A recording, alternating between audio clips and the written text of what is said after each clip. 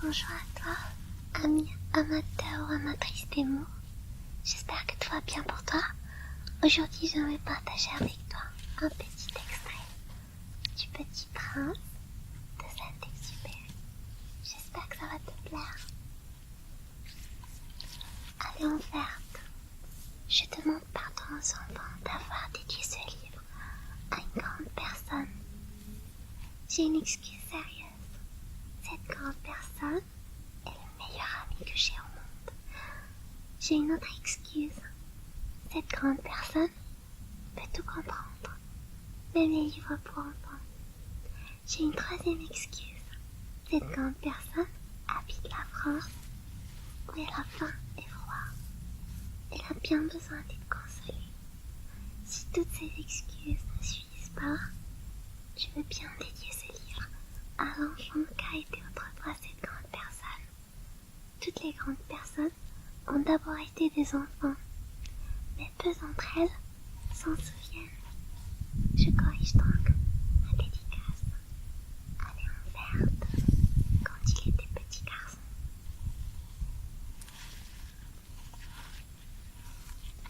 Et maintenant, bien sûr, ça fait 6 ans déjà.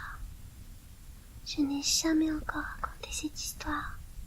Les camarades qui m'ont revu ont été bien contents de me revoir vivant. J'étais triste, mais je leur disais, c'est la fatigue.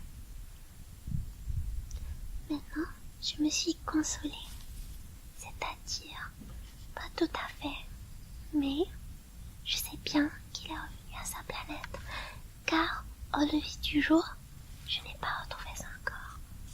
Ce n'était pas un corps tellement lourd, et j'aime la nuit écouter les étoiles. C'est comme 500 millions de grelots. Mais voilà qu'il se passe quelque chose d'extraordinaire. La muselière que j'ai dessinée pour le Petit Prince, j'ai oublié d'y ajouter la courroie de cuir. Il n'aura jamais pu l'attacher au mouton. Alors je me demande, que s'est-il passé sur sa planète? Peut-être bien que le mouton a mangé la fleur. Tantôt je me dis, sûrement non, le Petit Prince enferme sa fleur toutes les nuits sous son globe de verre. Et il surveille bien son mouton. Alors je suis heureux. Et toutes les étoiles rient doucement. Tantôt je me dis, on est distrait une fois ou l'autre, et ça suffit. Il a oublié un soir le globe de verre, ou bien le mouton est sorti sans bruit pendant la nuit. Alors, les grelots se changent tous en larmes.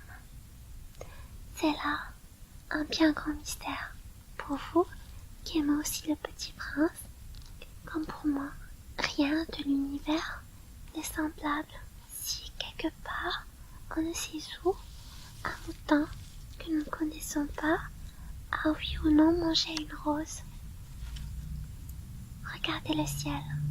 Demandez-vous, le mouton oui ou non a-t-il mangé la fleur? Et vous verrez comme tout change. Et aucune grande personne ne comprendra jamais que ça a tellement d'importance. Ça, c'est pour moi le plus beau et le plus triste paysage du monde. C'est le même paysage que celui de la page précédente, mais je l'ai dessiné une fois encore pour bien vous le montrer. C'est ici que le Petit Prince a apparu sur Terre, puis disparu. Regardez attentivement ce paysage afin d'être sûr de le reconnaître. Si vous voyagez un jour en Afrique, dans le désert, et si vous arrive de passer par là, je vous en supplie, ne vous pressez pas, attendez un peu juste sous l'étoile. Si alors un enfant vient à vous, s'il rit, s'il a les cheveux d'or, s'il ne répond pas quand on l'interroge, vous devinerez bien qui il est. Alors, soyez gentil, ne me laissez pas tellement triste. Écrivez-moi qu'il est revenu. Bon, c'est tout pour aujourd'hui. J'espère j'espère que ça vous a plu. Si ça vous a plu ou pas, laissez-moi un petit commentaire. Ça fait toujours plaisir. À toutes.